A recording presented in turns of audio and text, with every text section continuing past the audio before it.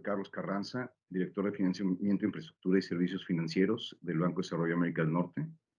Antes que nada, quiero agradecer al Consejo Consultivo de Finanzas Verdes por esta invitación a participar en este taller sobre Project Finance en proyectos de infraestructura. Ahora, si me permiten, voy a hacer una presentación. Eh, Antes que nada, quiero comentarles que es poco tiempo, tenemos media hora solamente, entonces voy a ir un poco rápido. El tema de Project Finance es muy extenso y debido al poco tiempo que tenemos, tengo que ir un poco más rápido, ¿no? Pero bueno, primero lo que quiero platicar es sobre la definición de Project Finance y no porque no sepan, sino porque de esa definición voy a agarrar unos extractos y voy a presentar los elementos principales de este tipo de proyectos, que creo que es la parte más importante para entender Project Finance. El Project Finance es una forma de financiamiento externo a los accionistas, normalmente otorgada a un vehículo de propósito específico para la construcción de proyectos de infraestructura, en la cual la única garantía son los activos del proyecto y la única fuente de pago son los flujos de caja generados por el mismo. Ahora, con base a esta definición, vamos a ir tomando partes para ir presentando los elementos principales de este tipo de proyectos. Uno es un alto apalancamiento. En este tipo de proyectos normalmente son apalancados, tienen una gran participación de los bancos, va desde un 50 hasta un 90% de apalancamiento. También otro de los elementos importantes es que se tiene que crear un vehículo de propósito específico, un SPV, para poder tener y aislar cualquier eventualidad del proyecto, ya que los activos y los flujos generados de este proyecto es la única fuente de pago y la única garantía. Entonces lo tenemos que aislar de cualquier externalidad. Hay un recurso limitado a los accionistas y la única garantía que se tiene son los activos del proyecto. Los flujos de caja generados por el proyecto son la única fuente de pago también del mismo proyecto. Por eso es tan importante que tengamos bien identificados estos flujos de caja, se tengan bien definidos y estén seguros. Y la última, que yo considero que para mí es el corazón de un Project Finance, en México. Este tipo de estructura, vamos a hablar de las de Project Finance en México. Es un fideicomiso de administración y fuente de pago y garantía. Ahora vamos a explicar cada uno de estos elementos. Son proyectos altamente apalancados. Como lo comentaba, normalmente entre un 50 y un 90% es de deuda.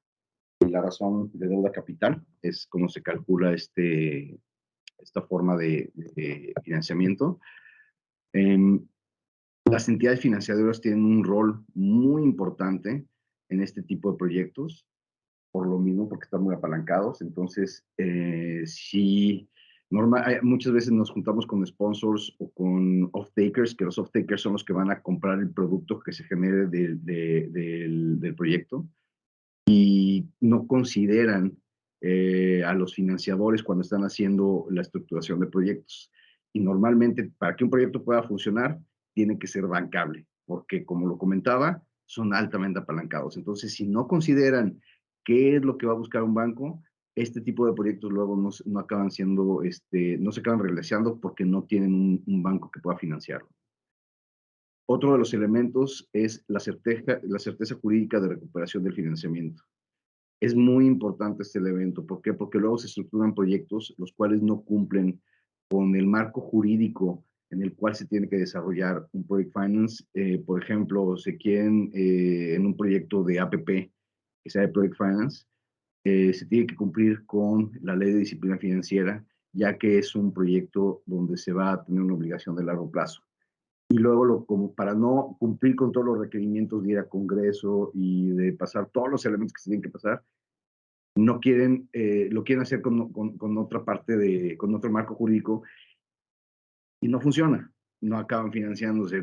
Hay ejemplos muy claros. En 2001 una hidroeléctrica conocida ya en Tecate se licitó y a la fecha no se ha podido realizar. ¿Por qué? Porque no hay banco que quiera financiar el proyecto, ¿no? Porque estuvo mal estructurado desde el principio. Es importante dentro de esta parte que los bancos tengan un muy buen due diligence, un due diligence muy a detalle y considerando varios de los elementos que más adelante vamos a platicar. Y el último punto es que se escoja un buen sindicato de bancos. ¿Por qué es importante un sindicato? Normalmente los sponsors tratan de buscar que mientras más bancos participen, sea mejor, y lo entendemos. ¿Por qué? Porque luego tener muchos bancos puede ser un poco complicado la relación entre ellos mismos y cómo poder atender las necesidades de cada banco. Pero sí nosotros recomendamos que se tengan por lo menos dos bancos, aunque sea un proyecto pequeño. ¿Por qué? Porque si tú necesitas el financiamiento y el banco con el que estás trabajando no tiene su aprobación, vas a tener que volver a empezar el proyecto o vas a tener que volver a empezar el approach con otro banco para poder empezar este proceso, y puede tardar y se puede retrasar mucho el proyecto. Entonces creo que sí es muy importante tener por lo menos dos bancos para que puedan cumplir con y aparte todo para los bancos es importante porque también puedes diversificar el riesgo, ¿no? No te tienes que comer todo el riesgo. Ahora, otro de los elementos que ya lo hemos comentado es el vehículo de propósito específico. Es muy importante este punto. ¿Por qué? Porque tenemos que aislar el proyecto de cualquier riesgo externo. Y uno de los riesgos más importantes es el riesgo de bancarrota. Nos ha tocado que hay empresas que durante la vida, no voy a decir nombres, pero en realidad pueden tener un problema de bancarrota, y luego los flujos que tienen van a tratar de capturar cualquier flujo que tengan. Pero si tú creas un vehículo de propósito específico, estás aislando todos estos riesgos del mismo proyecto. A nosotros también nos tocó alguna vez que en un proyecto que la empresa madre del corporativo trató de dar los flujos de un vehículo de propósito específico como garantía ante el SAT. Y lo que hicimos nosotros es tratar, creamos los fideicomisos necesarios para poder aislar esta estructura, y también, bueno, también tuvimos algunos problemas con el sponsor y al final se resolvió, y la empresa tuvo que dar otros flujos al SAT para poder cumplir con sus obligaciones fiscales, y el proyecto no se vio afectado. ¿Por qué? Porque el SAT ya había requerido al fiduciario de que llevaba el proyecto que le mandara todos los flujos. Pero como estaba aislado, el fideicomiso no mandó ninguno de estos recursos porque ya no le pertenecían a la empresa. Entonces lo pudimos proteger de una buena manera. Como lo comento, es un vehículo de propósito específico. Dentro de la estructura no hay una empresa madre y no hay subsidiarias. No se pueden meter dentro de este Project Finance. ¿Por qué? Porque los que estamos tratando es aislarlo de cualquier riesgo. Eh, me regreso a un punto: no se tienen empleados. Como estamos viendo ahorita, hay un impacto en la reforma laboral que ha afectado este tipo de proyectos, porque tampoco no quieres tener ninguna contingencia laboral. Y volvemos a lo mismo, lo que quieres es aislar tu fuente de pago, y eso es lo que buscamos los bancos, de aislar tu fuente de pago de cualquier riesgo. ¿Por qué? Porque siempre tú como banco vas a permitir que se pague operación y mantenimiento y después deuda. Pero si tienes una contingencia laboral, esa contingencia laboral puede ir por arriba de tus flujos, y entonces ya estás tomando un riesgo que los bancos no deberían de estar corriendo, porque nosotros, los bancos, no estamos operando el proyecto, ¿no? Solamente tienen los activos del proyecto, es lo único que tienen los SPVs, que son activos fijos y activos intangibles y algunos activos líquidos, ¿no? Y ¿cómo se crea la sociedad mercantil? Normalmente nosotros recomendamos que sean SAPIs por dos razones. Una es, si en un futuro tenemos un proyecto que es estable, se puede bursatilizar este activo. Y la segunda es porque protege a los derechos de las minorías. Entonces, esos dos elementos pueden ayudar. Pueden existir otros elementos que benefician tener una SAPI. También se puede hacer a través de una SA, pero nosotros recomendamos que sea una SAPI. Hay un recurso limitado a los accionistas, y esta es una de las ideas principales de Project Finance, que la única garantía del proyecto sean los mismos activos del proyecto. tanto activos fijos como intangibles, y uno de los más importantes, hablando de intangibles, es el contrato el contrato de venta del producto que se genere del proyecto. Y ese contrato normalmente lo llamamos como off-take o el off-taker, que es el que va a comprar este producto, ¿no? La aportación de capital, esta es muy importante, que se tiene que considerar que puede ser capital al frente, que es la parte que le corresponde de capital al sponsor, que la pongo desde el principio, antes de cualquier desembolso del financiamiento. Puede ser pari passu, pero cuando es pari passu pedimos una carta de crédito que garantice las aportaciones de capital. Muchas veces este tipo de proyectos son financiados por un fondo de inversión y estos fondos de inversión se manejan con llamadas de capital. Entonces, en los bancos no podemos correr con el riesgo de que no se dé una llamada de capital y entonces se quede sin fondear el proyecto. Pues por eso mismo siempre se pide una carta de crédito y sobre todo cuando tenemos este tipo de fondos. Con empresas grandes y corporativos grandes que se dedican a este tipo de cosas, a este tipo de proyectos, se puede dar la excepción que se tenga una garantía corporativa, pero es rara vez que se acepta esta parte, porque lo que necesitamos es que se garantice que vamos a tener las aportaciones de capital en tiempo y forma para que se pueda terminar el proyecto. Entonces, de un espectro de riesgos, el capital al frente es menos riesgoso, el pari passu es el medio y con garantía corporativa es el más riesgoso, ¿no? Entonces, ese es el aspecto. Se debe aislar el proyecto de cualquier obligación de los accionistas, como lo comentaba. Es importante de que ninguno de los accionistas pueda tener acceso a los recursos antes de que se pague la operación y mantenimiento y el servicio de la deuda. Y para que no se pidan garantías, todos los elementos principales del proyecto deben de estar cubiertos. Esta parte es muy importante y eso se identifica dentro del due diligence. Otro de los elementos importantes es los flujos de caja del proyecto. Los flujos de caja del proyecto deben de estar bien identificados. Como lo comentaba ahorita, la parte medular o el activo más importante de un project finance es el intangible o el contrato, no tanto el intangible, sino más bien el contrato donde se obliga el consumidor del producto que se genere del proyecto a comprar. ¿Por qué? Porque esto es lo que te van a dar los flujos del proyecto y esta va a ser tu única fuente de pago. Entonces es muy importante tenerlo bien identificado y que sea de una muy buena calidad crediticia. Con base a los flujos se determina el nivel de apalancamiento y el nivel de endeudamiento del proyecto. Esto también es muy importante entenderlo porque no se presta con base a estos dos elementos. Uno es tus flujos a una cierta probabilidad de que se dé cierta generación, por ejemplo, en un proyecto solar, de una probabilidad de que se dé cierta generación de un recurso solar. A esa probabilidad de generación se le multiplica por la tarifa y te da ya los ingresos esperados del proyecto. Para esta probabilidad, por ejemplo, en solar, que es un nivel de P50, que quiere decir que el 50% del tiempo la generación de la energía solar va a estar por arriba de ese dato que te va a dar el ingeniero técnico dentro de un diligence. Y se determina también a través del P99, que también el P99 es el 99% del tiempo que la generación de energía se va a dar por arriba de ese dato que te va a dar el ingeniero independiente. Entonces, con base a esto, se calculan unos razones de cobertura del servicio de la deuda, que en el caso del P50 sería, en cuando es solar, es entre 1.25 y 1.30, cuando es P99 es a 1. Pues con estos dos, con la combinación de estos dos, se ve los flujos, cuánto pueden aguantar de deuda. Y una vez que se tiene identificado cuánto pueden aguantar de deuda, se ve si esa deuda está por encima o por abajo del nivel de apalancamiento máximo de este tipo de proyectos. Por ejemplo, normalmente en un solar es el 80%.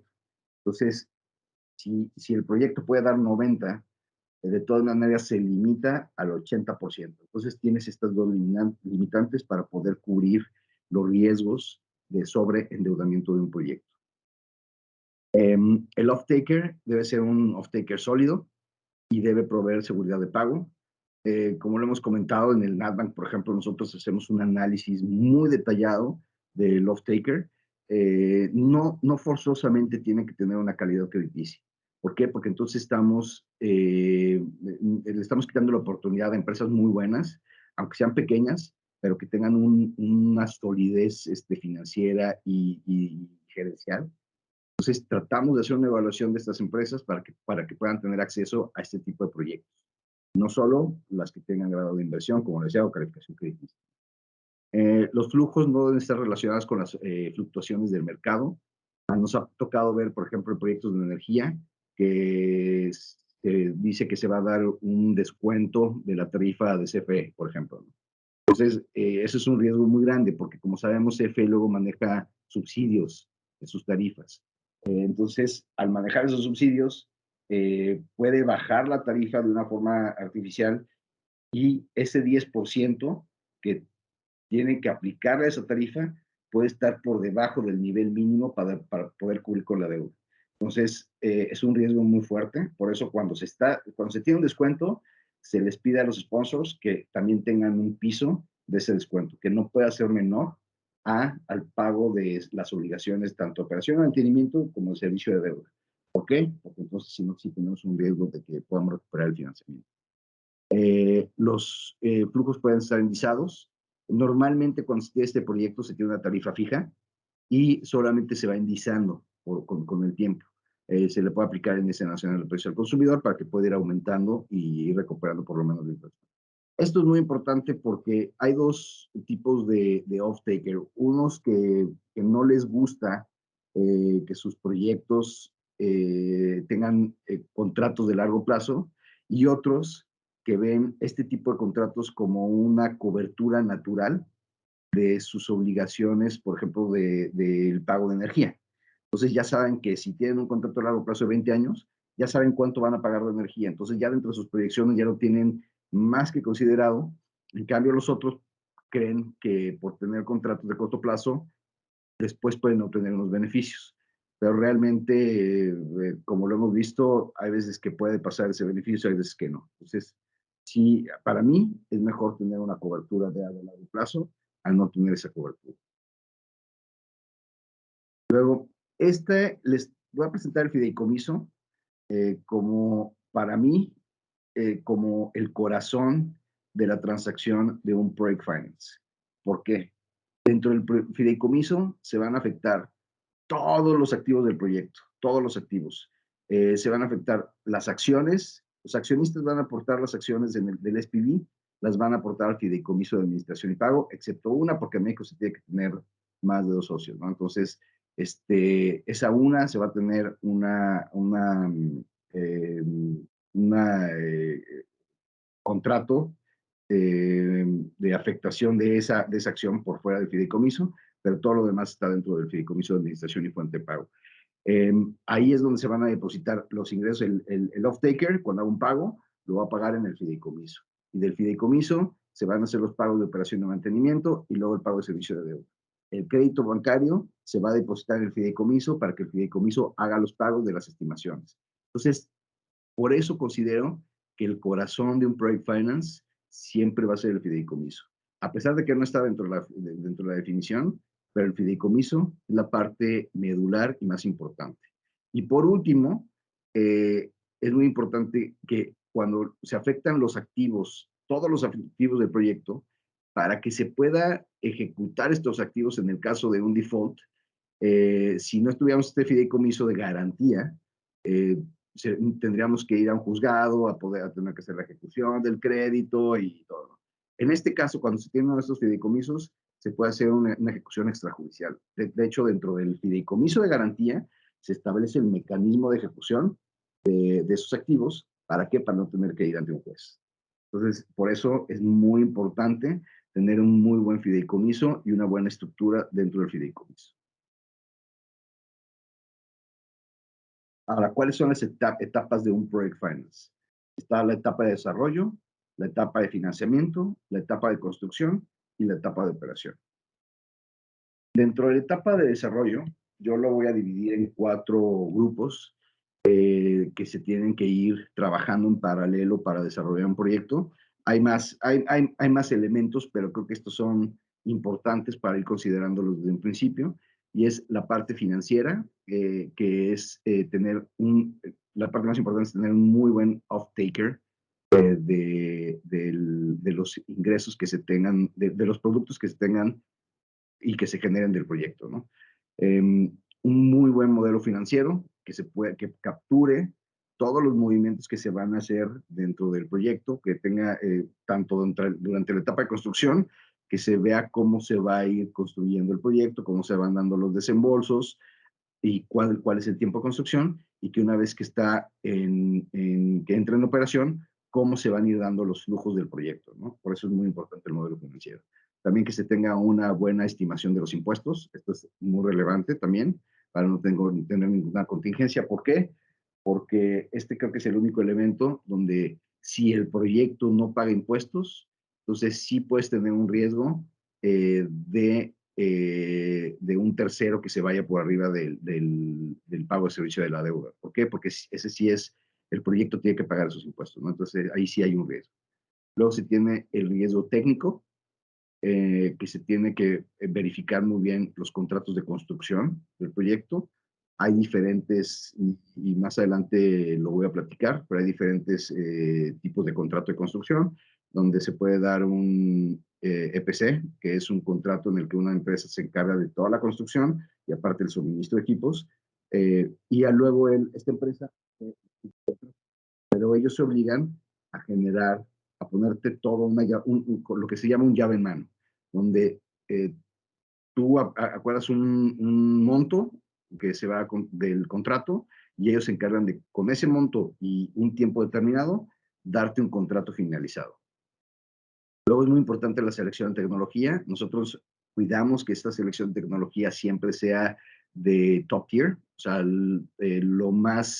las mejores empresas en el mercado que provean de la tecnología del proyecto. ¿Por qué? Porque como lo comentaba, los activos del proyecto son la única garantía que vamos a tener para el proyecto, ¿no? Y lo importante no es el valor de los activos, sino que generen por ejemplo, si es un proyecto solar, que generen la energía solar que se comprometen a generar, ¿no? Cuando se hace la selección de la tecnología. ¿Por qué? Porque eso es lo que te van a dar los ingresos para poder pagar el financiamiento. También los terrenos y los derechos de vía. Esto es muy importante.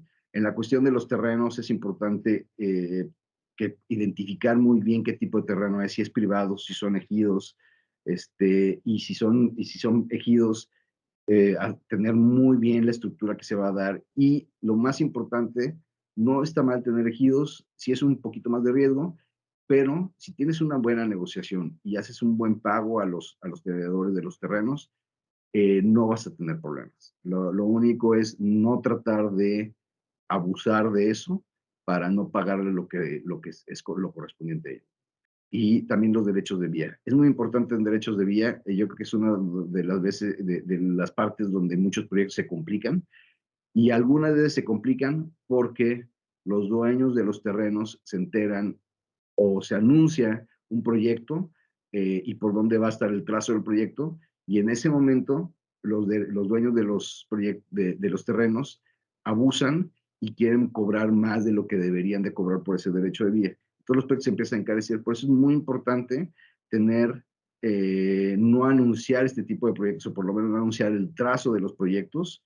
No es no anunciar el proyecto, sino no anunciar el trazo de los proyectos, porque esto sí pudiera afectar el precio de los mismos.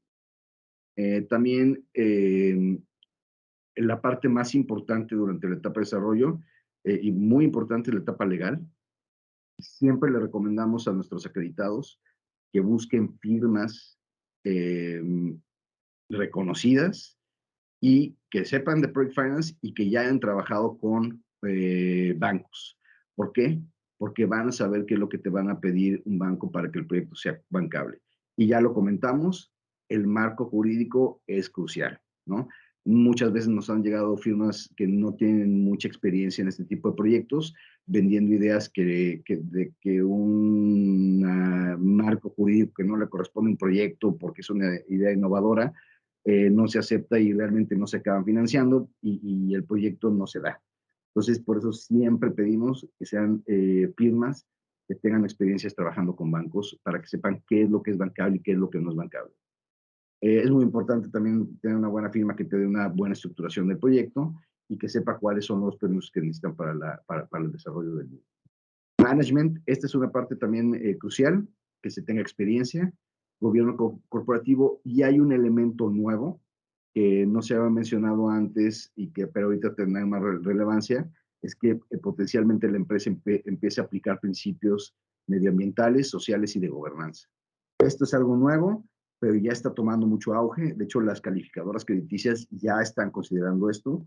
Y es importante, ¿por qué? Porque en un futuro, para tener acceso a más recursos o tener acceso a otros fondos o bancos, si uno empieza a aplicar estos principios, el acceso a estos fondos puede ser más, uno tiene más oportunidad de acceder a estos fondos. Luego, la etapa de financiamiento también es muy importante, la estructuración del crédito, si va a ser un crédito a largo plazo. En NatBank, por ejemplo, lo que hacemos es, nosotros nos podemos ir con financiamientos de hasta 25 años, que no es normal verlo en el mercado, y entendemos que la banca comercial no se va a esos plazos. Entonces, para no desplazar la banca comercial, nosotros lo que tratamos de buscar es tener socios.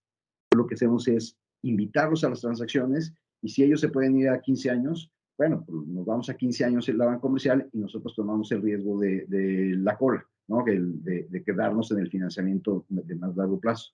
O si necesitan hacer algún tipo de barrido de caja, bueno, que ellos tengan el barrido de caja para cortar el plazo y nosotros nos quedamos con el largo plazo. Entonces pueden buscar estrategias y la estructuración por eso es muy importante para ver cómo se pueden dar este tipo de proyectos.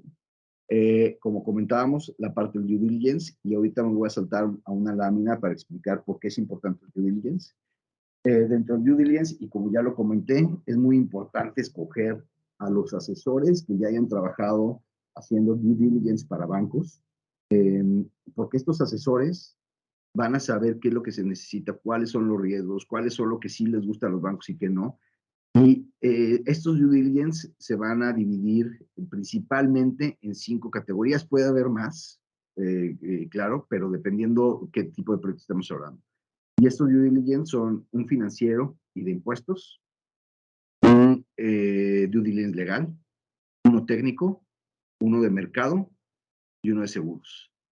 ¿Por qué esto es lo importante? Es porque estos due diligence nos van a dar como resultado las aprobaciones de nuestros comités, nos van a dar un modelo financiero que vamos a acordar para poder hacer el dimensionamiento de la deuda, nos van a definir cuál va a ser el mecanismo de pago, cuáles van a ser las condiciones precedentes para poder firmar o desembolsar un crédito, nos van a dar los términos y condiciones y nos van a decir cómo va a ser la estructura de los documentos de financiamiento y los documentos de garantía. Documentos de garantía, estoy hablando de fideicomiso y prendas sobre acciones o prendas sobre algún bien en específico, ¿no? Que no se pueda, que no se sujeto a afectación en el fideicomiso.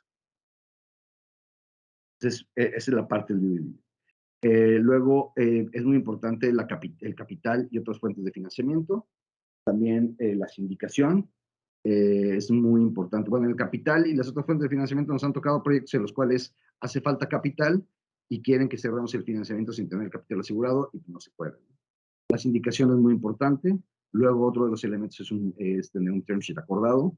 Y también es importante tener un acuerdo intercreditor entre los bancos, ¿no? Porque esto es lo que nos va a dar cómo se van a tomar las decisiones, decisiones entre los bancos para ver si ejecuta una garantía o no. Y luego está la negociación de los contratos financieros. La etapa de construcción, como lo comentaba, hay diferentes tipos de contratos, CPC, Balance of Plant o contratos por separados. Es importante la etapa de construcción porque se va a ir dando seguimiento al avance físico y financiero del proyecto. Se necesita tener un supervisor de obra para los bancos, que normalmente es la misma persona que hace el due diligence técnico, es el que va a ser el supervisor de obra para los bancos. Es muy importante porque ya conoce el proyecto. Se hace por pago de estimaciones y o por avances de obra, se tienen visitas de sitio, hay un periodo de pruebas y luego un punch list. Y luego, por último, tenemos la etapa de operación, que es donde se tiene que ver la experiencia del operador, que es muy importante. Se tienen que tener las reservas de operación y mantenimiento y reparación necesarias para poder cubrir cualquier riesgo. Por ejemplo, en los proyectos solares, y todos sabemos que a los 10 años los inversores empiezan a fallar. Entonces, es importante tener una reserva que pueda cubrir ese riesgo de cambiar esos inversores que tienen un costo importante, ¿no? Se tienen que entregar los reportes financieros y técnicos para darle seguimiento al proyecto. Se necesitan visitas al sitio y luego dar seguimiento a los permisos y licencias, que es muy importante. Y eso es todo. Como lo comentaba, es una presentación muy rápida, pero creo que sí es importante poder entender estos elementos. Y si tienen alguna duda, yo le voy a dejar mi contacto a la gente del Consejo Consultivo de Finanzas Verdes para que me puedan contactar y si tienen alguna duda poder explicarlo o poder ahondar en cualquier tema que lo requiera, ¿no? Y por último, quiero agradecer otra vez al Consejo Consultivo por esta oportunidad de hacer esta presentación y les agradezco su tiempo. Muchas gracias.